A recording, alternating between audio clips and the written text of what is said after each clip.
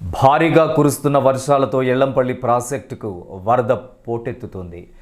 ఎగువ ఉన్న ప్రాజెక్టుల నుండి విడుదలవుతున్న నీటికి వరద నీరు తోడై జల ప్రవాహం భారీగా ప్రవహిస్తుండటంతో శ్రీపాద ఎల్లంపల్లి ప్రాజెక్ట్ నిండు కుండలా మారింది.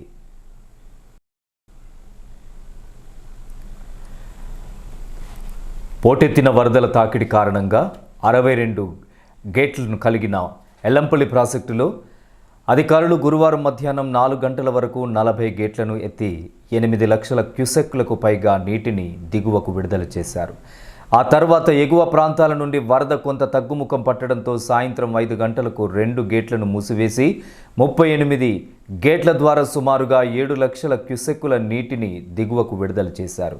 సాయంత్రం సమయానికి వరదల తాకిడి కొంత తగ్గుముఖం పట్టినట్లు కనిపిస్తున్నా మళ్లీ వర్షాలు విస్తారంగా కురిస్తే ప్రాజెక్టుకు తిరిగి వరద ఉధృతి పెరిగే అవకాశాలు కనిపిస్తున్నాయి.